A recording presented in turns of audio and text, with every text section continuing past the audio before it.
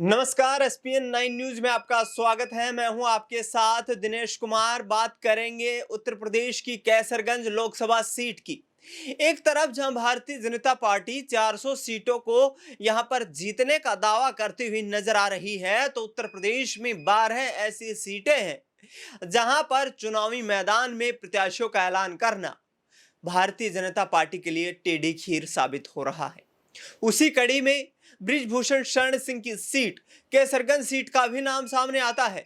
बृजभूषण शरण सिंह के ऊपर जिस तरीके से महिला यौन उत्पीड़न के मामले दर्ज हैं, बताया जा रहा है कि बीजेपी हाईकमान कोर्ट के आदेश का इंतजार कर रही है। रामनवमी के अवसर के ऊपर बीजेपी बची हुई 12 लोकसभा सीटों पर प्रत्याशियों का ऐलान करना चाहती है।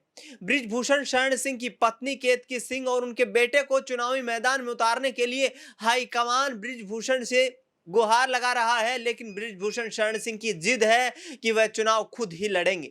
यानी कि साफ तौर पर कहीं ना कहीं बीजेपी इस दबाव में दिखाई दे रही है कि लोकसभा चुनाव में यदि बृजभूषण शरण सिंह को चुनावी मैदान में उतारा जाता है, तो गोंडा जिले के आसपास की 40 वो लोकसभा की सीटें हैं, वहां पर बृजभूषण शरण सिंह यदि बगावत करते हैं तो ये पार्टी के लिए मुश्किल खड़ी हो सकती है। इसके साथ साथ आपको बता दें कि राजपूत और ब्राह्मण वोट बैंक को लेकर भी लगातार जिस तरीके से भारतीय जनता पार्टी के लिए मुश्किलें खड़ी होती नजर आ रही हैं, बृजभूषण शरण सिंह का राजपूत वोट बैंक पर अच्छा खासा सियासी प्रभाव है। दूसरी तरफ पश्चिमी यूपी में भी यही हालात है। एक तरफ राजपूत समाज की यहां पर अगुवाई करते नजर आ रहे हैं बीजेपी के पूर्व विधायक संगीत सोम, तो दूसरी तरफ जाट वोट बैंक को लेकर संजीव बालियान और संगीत सोम के बीच कड़ी टक्कर देखने को मिल रही है।